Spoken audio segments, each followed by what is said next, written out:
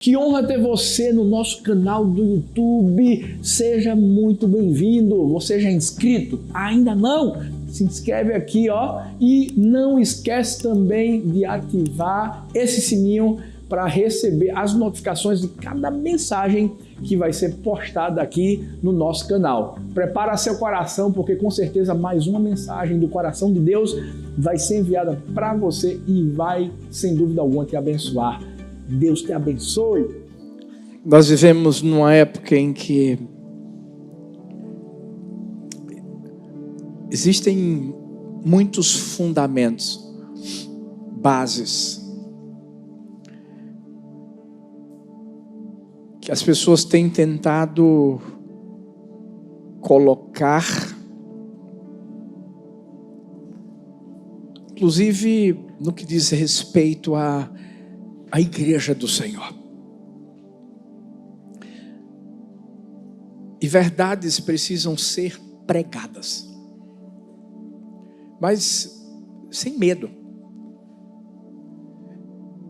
sem nenhum receio. Por quê, pastor? Porque se nós não construirmos a nossa vida, e quando eu falo de vida, eu falo no geral, em todos os sentidos. Se nós não a construirmos em Deus, seja a família, seja o trabalho, seja os estudos, seja a igreja, no fim, a casa desmorona. E por isso que nós temos, nesse ano da maturidade, pregado uma série sobre maturidade. Algumas verdades doem, e a verdade é que, inclusive eu estava conversando esses dias com uma pessoa aqui da igreja, disse, esse ano da maturidade é o ano da dor, ano do sofrimento. E eu sei que essa pessoa falou no bom sentido, dor, sofrimento. Sabe por quê? Porque amadurecer dói, porque a gente vai ser esticado de tal forma que atitudes e hábitos que nós tínhamos anteriormente na nossa vida e que faziam com que a gente ficasse de chupetinha, né? Fraldinha, querendo becinho, bracinho. Uma coisa é um bebezinho, mas a gente tem que entender que na vida em si há um crescimento natural. E no reino espiritual também. Por isso que a gente começou a falar sobre maturidade. Começamos com tudo. Falando sobre resolver conflitos. Como ninguém aqui tem conflitos. Falamos sobre subir de nível. Por quê? Porque muitas vezes a gente entra ano, sai ano, e tem tantas promessas, tantos projetos, tantos planos, e não faz nada. E só sobe de nível quem amadurece. E no domingo passado falamos sobre maturidade na escassez. Quando as coisas não estão indo muito bem, quando dá vontade de chutar o pau da barraca, quando não dá vontade de falar mais com Deus, porque parece que Deus está em silêncio e Ele não ouve. A verdade é que tudo isso que a gente vive tem um propósito, e o propósito é aquele que a Bíblia diz: eu é que sei os pensamentos que eu tenho ao vosso respeito. São pensamentos de paz e não de mal, para vos dar o fim que desejais. E hoje, pastor Arthur, hoje, vocês têm que agradecer que sou eu que estou pregando. Porque se fosse Thalita,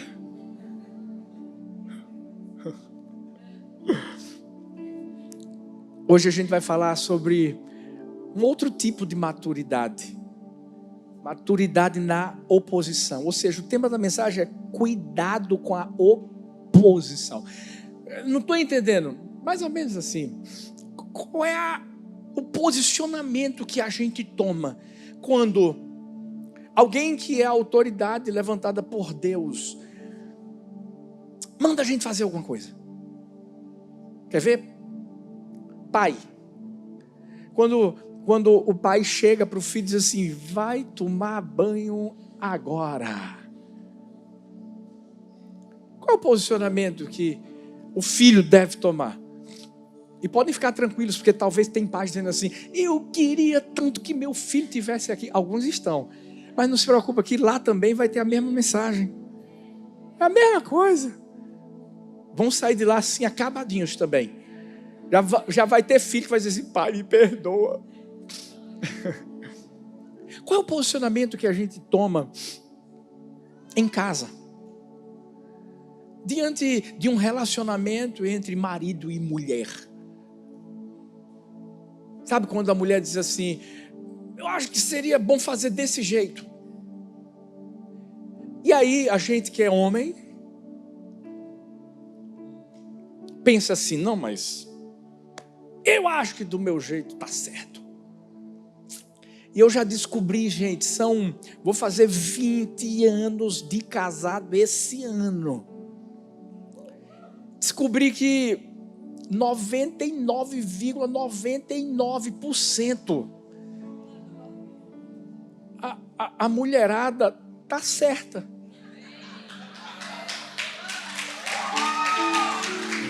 Aí você diz assim: mas e o restante? O restante é que a gente está errado. Ou seja, não sobrou nada para a gente.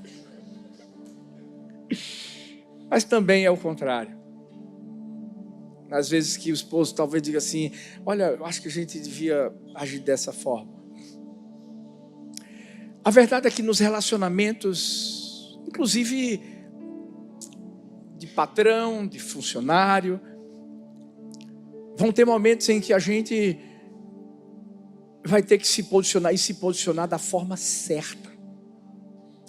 Você sabe por quê? E quando é Deus que chega para mim e para você e diz: faz assim, não faz isso,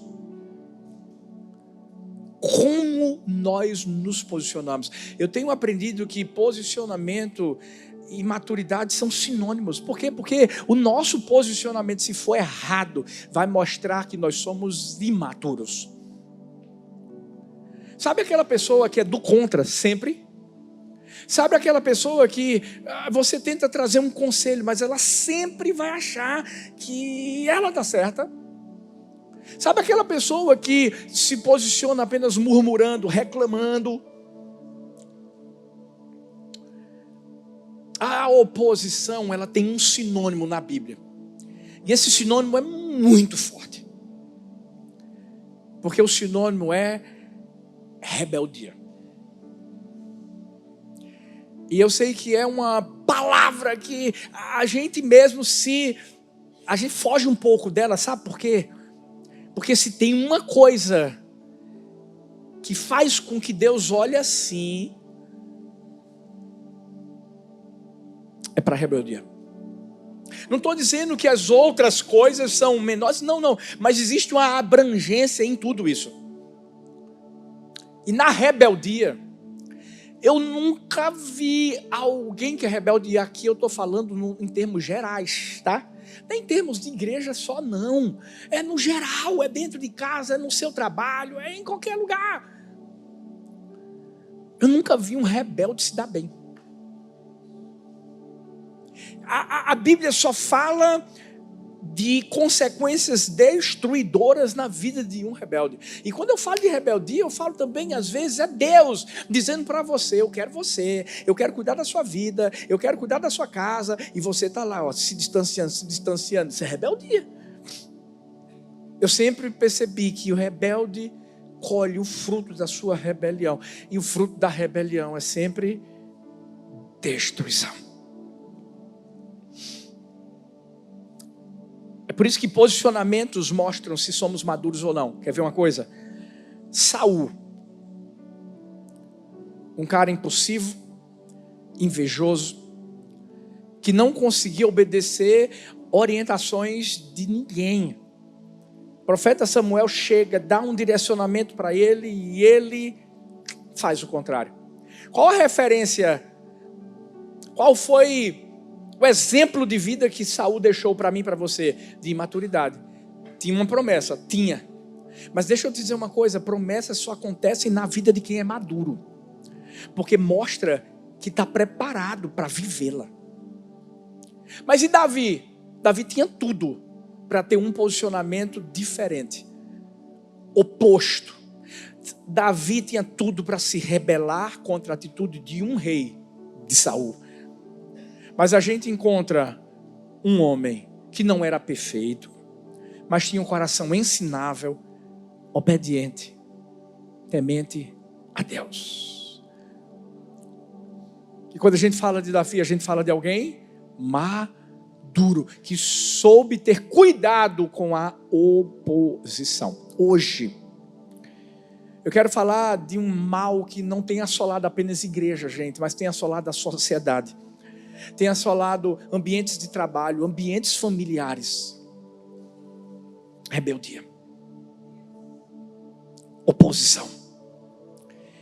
E de acordo com Paulo, esse foi um dos pecados que impediu o povo de Israel, daquela primeira geração, de viver uma promessa, de entrar na terra prometida. Quando a Bíblia diz em 1 Coríntios 10, 9 e 10, não ponhamos o Senhor à prova, como alguns deles já fizeram e pereceram pelas mordeduras das serpentes. Nem murmureis, como alguns deles murmuraram e foram destruídos pelo exterminador. Fazendo um contexto daquilo que Paulo está trazendo para a igreja de Corinto, né, falando do povo judeu. A gente sabe que esse povo, por mais que tivesse saído da escravidão do Egito, para eles era como se Moisés, como se Arão tivessem levando-os apenas para o deserto para morrerem lá. E aí eles começam a dizer assim, que saudade do Egito, porque no Egito a gente comia isso, mas se esqueceram de que no Egito eles eram escravos,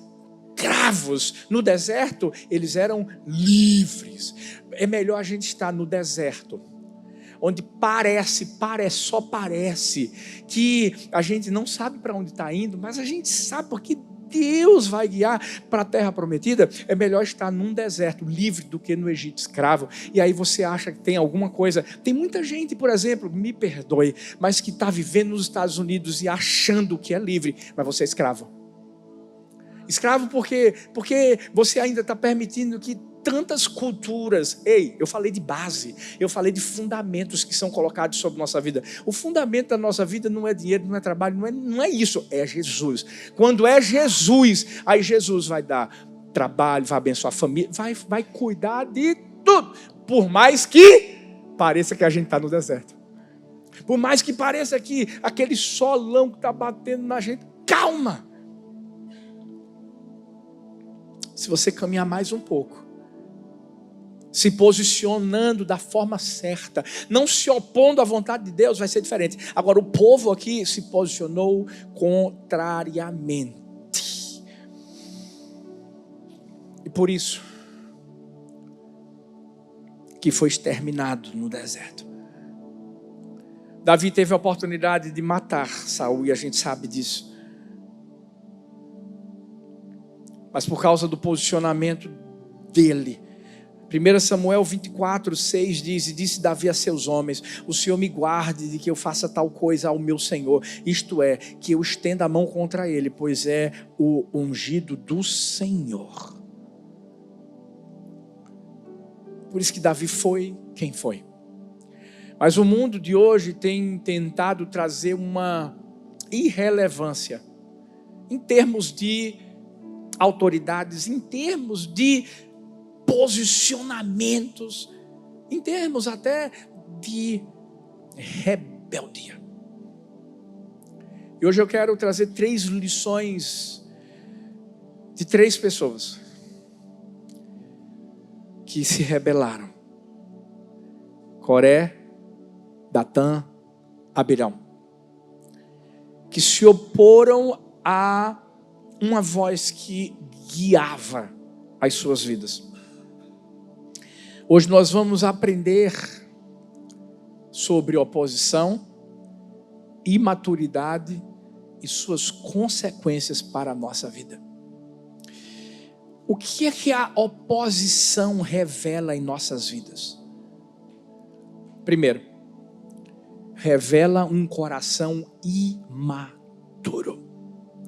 Números 16, a partir do versículo 1 diz: Coré, filho de Izar, neto de Coate, presta bem atenção agora, bisneto de Levi, reuniu Datã e Abirão, filhos de Eliabe e Om, filho de Pelete, todos, presta atenção nisso, da tribo de Ruben. Eles se insurgiram contra Moisés, e com eles estavam 250 israelitas, líderes bem conhecidos na comunidade e que haviam sido nomeados membros do concílio. Eles se ajuntaram contra Moisés e Arão e lhe disseram: basta. Olha o posicionamento deles. A assembleia toda é santa, cada um deles é santo e o Senhor está no meio deles. Então por que vocês se colocam acima da assembleia do Senhor? Quando ouviu isso, Moisés prostrou-se, rosto em terra.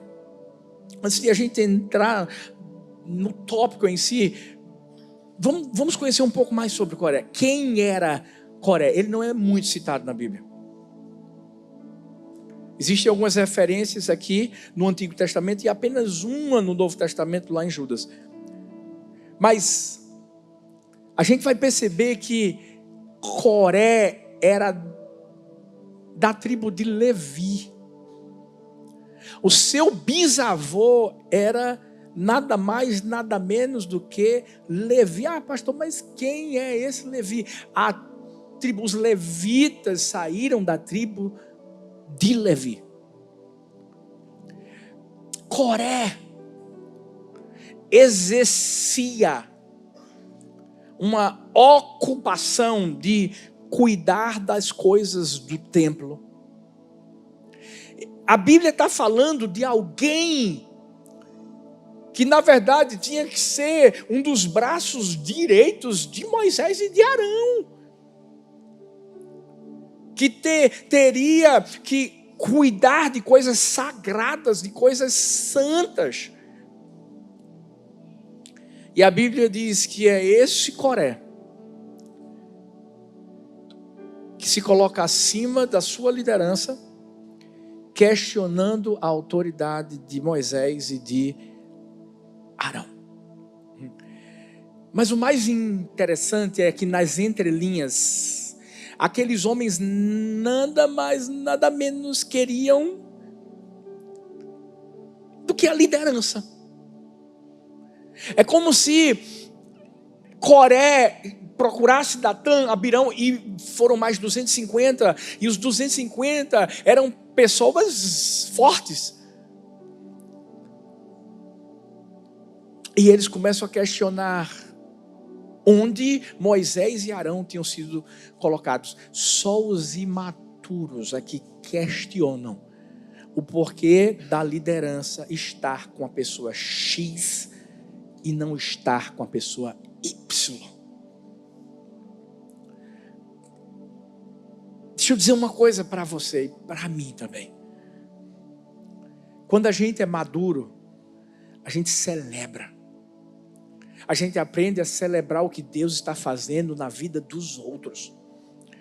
Na verdade, quando a gente é maduro, a gente aprende a abraçar quem Deus coloca na nossa vida como autoridade para que a gente seja abençoado. E eu estou falando não é só no aspecto bíblico, né, no aspecto de igreja, eu estou falando no aspecto familiar, sabe? Filho tem que agradecer a Deus pela vida dos pais, o esposo agradecer pela vida da esposa, a esposa agradecer pela vida do esposo. Você está trabalhando? Você tem alguém que está acima de você?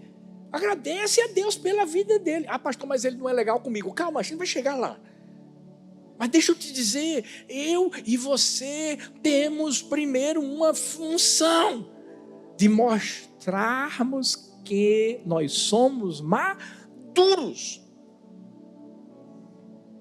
Mas Coré, Datã e Abirão e os 250 se levantaram contra Arão e Moisés, pensando que estavam se opondo a Moisés e Arão, mas estavam se opondo a Deus. E pastor, como é que aconteceu isso? Uma palavrinha para você entender melhor essa parte. Eu acho que explica tudo. Inveja. Inveja. Eles estavam com inveja. Por quê? Porque inveja faz com que as pessoas questionem coisas questionáveis. O que é que eles queriam? Estar liderando. Mas eles já tinham a função deles, pastor. Já tinham. Eles eram da tribo de Levi. O mais interessante é que quando a gente fala de Coré, quando fala sobre os levitas, nós vamos encontrar, Levi teve 3 filhos, Gerson, Coate e Merari. No caso de Coré, ele era da família de Coate. Transportavam coisas sagradas do tabernáculo. Eram eles que pegavam a arca da aliança, gente. Eram eles que pegavam o candelabro. Eles vigiavam o tabernáculo. E o Senhor amava tanto os coatitas, que a Bíblia fala lá em Números 4:18, que Deus disse assim: não vai faltar nenhum da geração dos coatitas me servindo. Mas sabe qual é o maior problema? É quando a gente está perto de coisas santas, mas não vive em santidade. Por quê? Porque é isso que revela um coração que se opõe. Revela imaturidade e revela ao mesmo tempo muita sujeira. Se a gente não amadurecer, a gente vai viver o resto da nossa vida querendo viver a realidade do outro. Eles eram levitas, mas eles queriam ser líderes. Sabe o que eu aprendi? Se Deus te chamou para ser membro, celebre quem é líder. Quando a gente começa a entender que mesmo sendo membro, nós somos um corpo e cada um vai ter uma função. Quando a gente fala sobre Maria e Isabel, você não vai encontrar Maria chegando diante de Isabel e Isabel dizendo assim: tu também está grávida? Peraí. Botando a mãozinha na barriga e dizendo assim: oxe, aqui é João Batista. Esse menino só vai falar um pouquinho, vai viver no deserto, mas é o outro que vai ser o Salvador. Não. A gente vai encontrar Maria chegando, se encontrando com Isabel. E Isabel dizendo assim: meu Deus. Isso numa linguagem bem nordestina. Senti o meu buchinho. O menino está mexendo no bucho. E eu não mereço que a mãe do meu Senhor me visite. Você sabe o que é isso? É você celebrar o que Deus colocou sobre a vida de alguém, entendendo que é Deus, Ele é soberano no que Ele quer. Ele levanta quem quer.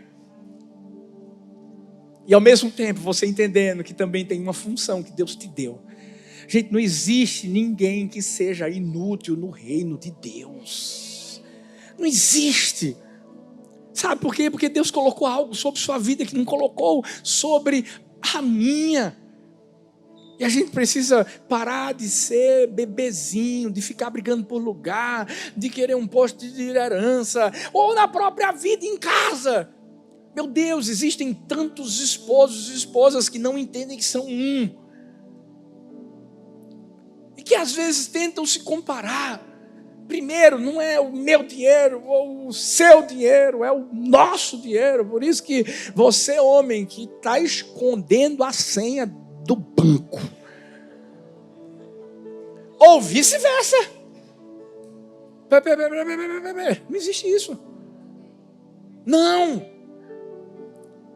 Sabe, uma das coisas que a gente sempre entendeu no relacionamento é que nós somos um. Por mais que sejamos bem diferentes. Mas aí tá, beleza. Essa é a hora de você, como esposo, celebrar, colocar a tua esposa lá em cima, porque quando ela chega lá, é você que chegou. E se for o contrário, é você, esposa, celebrar, faz de tudo para o seu esposo chegar em casa, feliz da vida. Faz uma comida gostosa. Se os meninos não tiverem em casa, como disse meu filhão Paulo, eu estou sentindo, Andresa, cadê ela? Vai chegar uma bênção sobre a vida de vocês. Oh, ela já pegou, Paulão. Ela já abriu a mão e pegou. A verdade é que tudo seria muito mais fácil se a gente fosse mais maduro e entendesse que nós não somos inimigos um do outro, nós somos aliados. Não queira ocupar nenhum outro lugar além do seu. Só alguém que é carnal, só alguém que é beber na fé, só alguém que não sabe nem sequer colocar os sapatos do evangelho, que vai ficar tentando usar as roupas de outra pessoa. Por isso que Davi não colocou a armadura de Saul. E eu sei que Davi em todo o tempo reconheceu que Saul tinha sido o rei que Deus tinha escolhido. Quando Davi coloca aquelas armaduras, ele entende, aquela armadura não é para ele. Ele pega o seu estilingue, porque Davi era nordestino. Aquelas pedrinhas. Quando rodou. E se ele já devia ter treinado muito com lagartixa no sertão do Nordeste. Ou então os bodinhos passando e ele, pá! Brincadeiras à parte. É esse coração que Deus quer que a gente tenha. Sabe? Que a gente não venha se opor. Quando olharmos pessoas que talvez vão estar vivendo e sendo mais do que a gente. Mas a verdade é que a história dessa pessoa é essa. A minha, a sua, é essa. Resumindo, Coré, Datã e Abirão só queriam a liderança.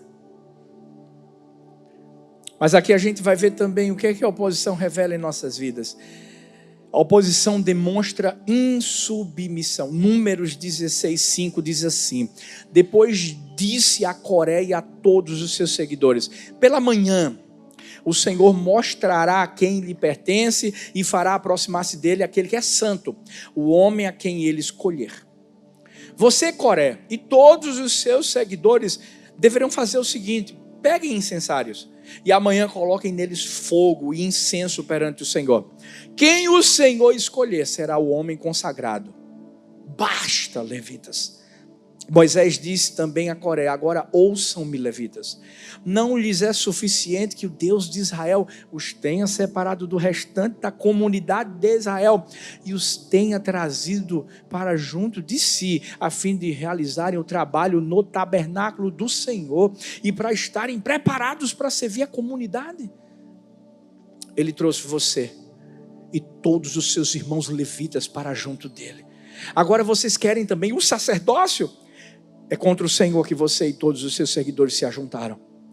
Quem é Arão para que se queixem contra ele?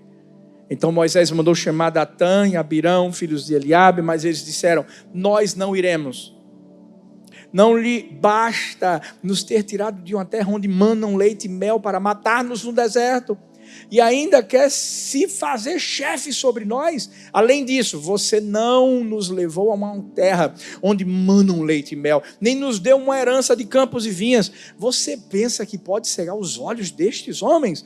Nós não iremos. Moisés indignou-se e disse ao Senhor: não aceites a oferta deles, não tomei deles nem sequer um jumento, nem prejudiquei a nenhum deles. A oposição demonstra insubmissão. E o mais interessante aqui, quando uma pessoa que se posiciona dessa forma em rebeldia, seja dentro de casa, no trabalho, no colégio, na sociedade, na igreja, essas pessoas vão pensar que elas estão vendo e que as outras pessoas estão cegas.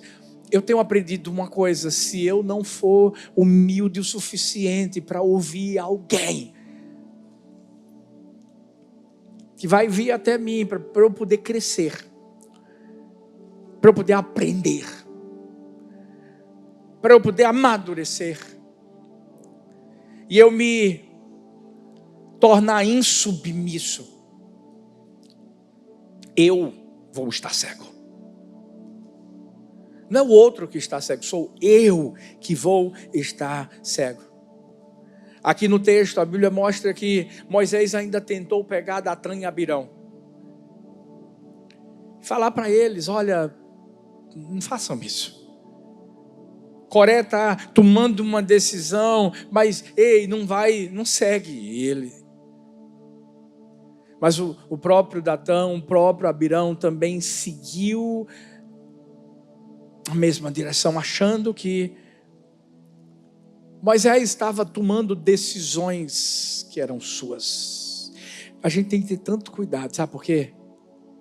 A gente só pode, na verdade, se posicionar de forma contrária a alguma autoridade que a gente sabe que Deus levanta, quando a gente faz isso de forma bíblica. Por isso que eu disse que eu ia falar.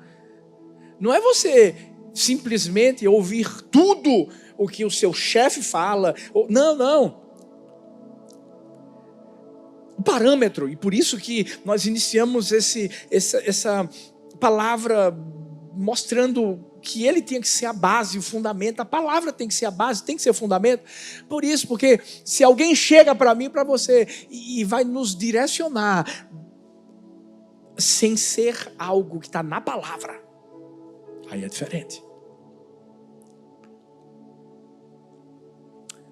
Mas quando a pessoa acha, porque eu acho que foi o caso de Coré, Datã e Abirão, eu acho que Moisés e Arão estão fazendo a gente morrer no deserto.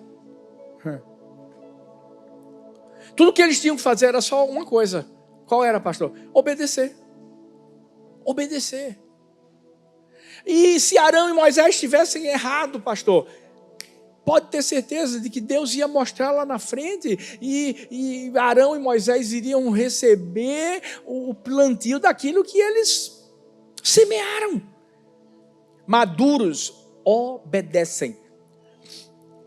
É por isso que a gente leva tempo para ver nossas crianças, filhos, obedecendo da forma que tem que obedecer. Não é verdade? Eu estou cansado de dizer, tomou banho, pega a roupa suja, já leva para a lavanderia.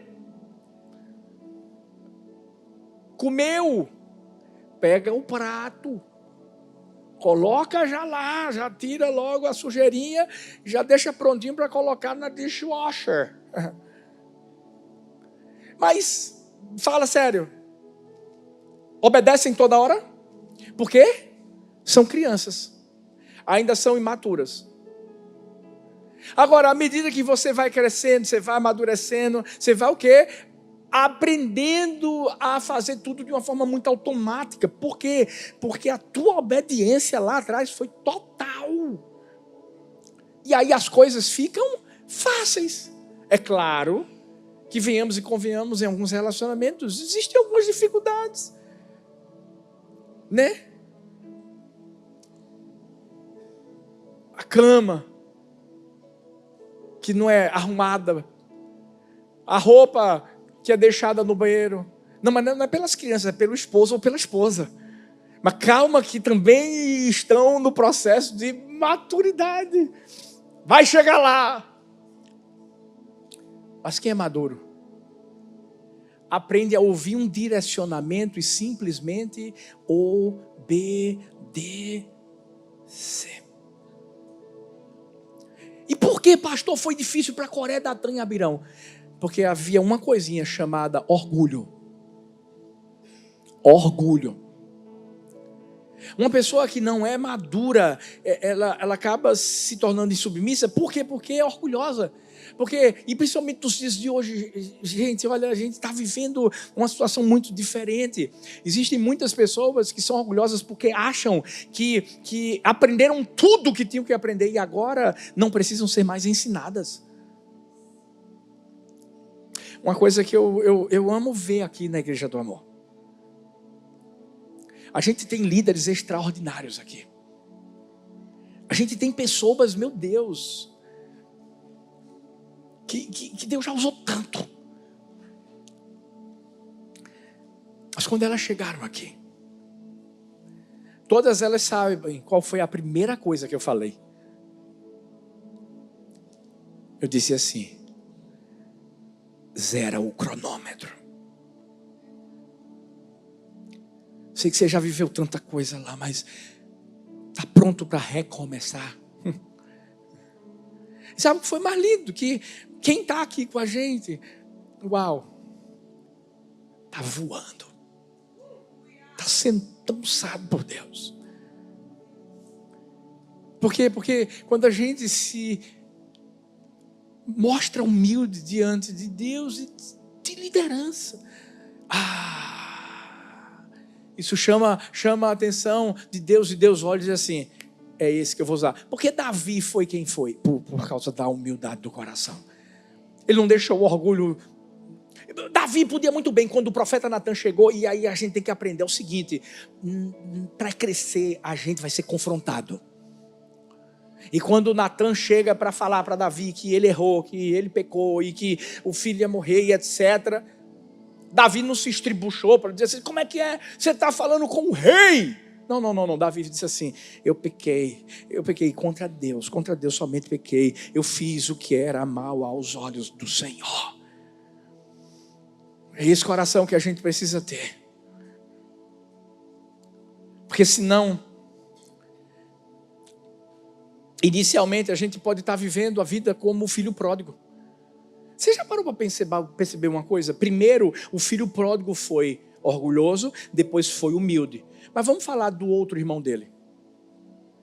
O primeiro, o irmão mais velho, foi primeiro humilde para depois ser orgulhoso. A gente só fala do filho pródigo, não é? Mas e o outro? Esse é o maior problema. É quando a gente cresce de tal forma que a gente acha que agora a gente vai estar certo sempre. Por mais que o pai tenha dito para ele: o que é meu é seu. Eu quero que você se alegre porque seu irmão voltou. Eu acredito pessoalmente que o irmão do filho pródigo, ele não se humilhou. Por mais que a Bíblia não fale, mas acredito que ele não se humilhou. Ele não conseguiu ver a festa do irmão. E aí ele se tornou insubmisso e fez pior do que o irmão, do que o filho pródigo. Porque, ei, ele tinha tudo. Por mais que o pai dissesse: você tem tudo. Mas ainda assim, ele se rebelou. Que o nosso coração não seja insubmisso. Sabe, que os filhos sejam submissos aos pais. Que a esposa seja submissa ao marido e ao mesmo tempo o marido seja submisso à esposa, no sentido de sacrifício, de ser aquela pessoa que está ali para dar a vida. Escuta. Se você que é casado não é capaz de dar a vida pela sua esposa, você não está sendo submisso. Você pode até correr de barata.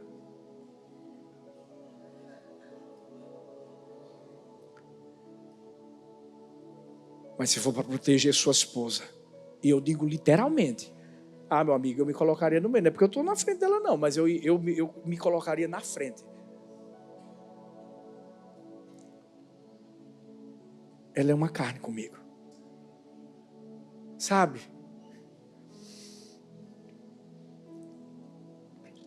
Autoridades que Deus levanta dentro da igreja. A gente vive situações, e eu vou falar, eu sou suspeito muito mesmo. E eu vou falar com muito temor aqui. Nesses 21 anos de ministério, nós nunca tivemos, nenhuma rebelião de pastor, de campos, de sair da igreja, nunca. Eu falo com muito temor. mas nunca tivemos. Não existe uma igreja do amor que se dividiu, que rachou e que nenhuma. 21 anos. Mas uma coisa que a gente tem ensinado é a gente não trocar a glória de Deus pela glória humana. Você sabe por que muitas vezes isso acontece? Porque, veja bem, Coré, Datã e Abirão estavam acostumados a ver Moisés descendo do monte e a glória de Deus se manifestando. Mas sabe o que eles quiseram? Uma glória humana. Não é posição, não é função, não é liderança. É tanto que a gente sempre ensina na igreja do amor, gente, ninguém se apega a pessoas, ninguém se apega a pessoas, se apega a Deus, se apega à igreja. A liderança, não. Agora a gente tomou uma decisão. A gente sempre foi pastor da sede, de Paulista. E a gente agora colocou um casal lindo, de filhos queridos, que estavam em uma igreja, e hoje estão lá liderando a igreja do amor paulista. E outro pastor que estava na Zona Norte, hoje está liderando a igreja que esses pastores de Paulista estão. E se você me perguntar, e aí, o povo saiu da igreja por causa disso? Sair da igreja? Oxe, a igreja tem pastor, é Deus. Só sai da igreja se não tiver Deus, meu amigo. Mas ei, a gente sempre ensina isso. Moisés e Arão, sabe, eles não estavam ali querendo aparecer, querendo mostrar que eram alguma coisa, não estavam não. Agora, existiam pessoas que queriam o lugar deles. E a gente precisa ter cuidado. Às vezes a gente pensa que está se opondo a uma pessoa, mas a gente se opõe a quem Deus, na verdade, a gente se opõe a quem colocou a pessoa. Toda autoridade é constituída por Deus, filhos. Ah, mas eu vou fazer o quê? Descansa. Se a autoridade estiver errada, descansa. Deus vai tomar conta. Agora, se a autoridade estiver certa, em último lugar, o que a oposição revela em nossas vidas? Fique em pé no seu lugar, por favor. Para parecer que está acabando. E está mesmo. A oposição traz maldição. Em Números 16, a partir do versículo 16 ao 35, eu não vou ler porque é um texto longo e eu queria que você lesse depois. Moisés disse assim, vamos ver com quem Deus está então. Se Deus não estiver comigo, com Moisés e com Arão, e estiver com eles, com Coré, Datã e Abirão,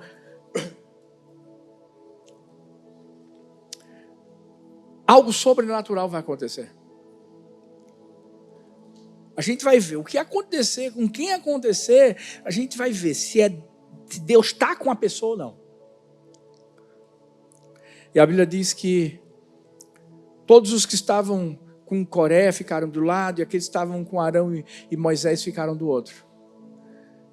E de repente, a terra se abriu. A terra nunca se abre se não houver um espírito de rebeldia. Mas se houver, o zelo que Deus tem por aquilo que Ele faz, por quem Ele coloca, é tão grande, gente.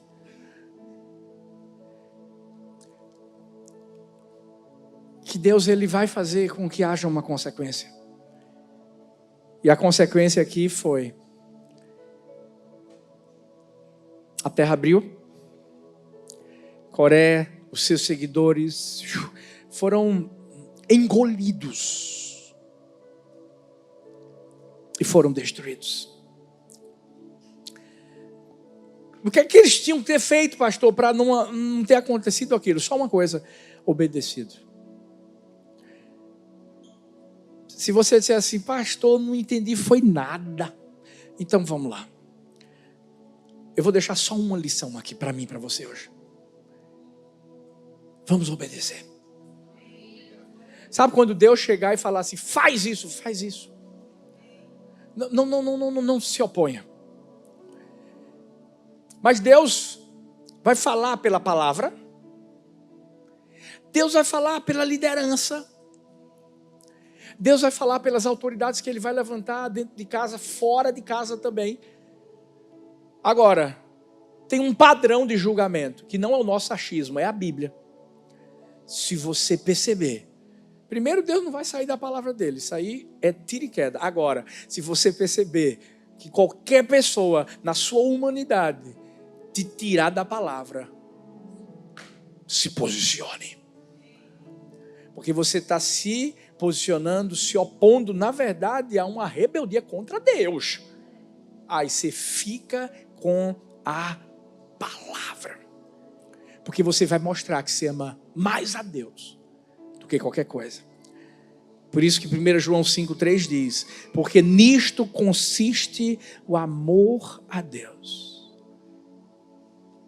em obedecer os seus mandamentos. E os seus mandamentos não são pesados. Alguém disse: não se pode amar sem obedecer, tanto quanto não se pode obedecer sem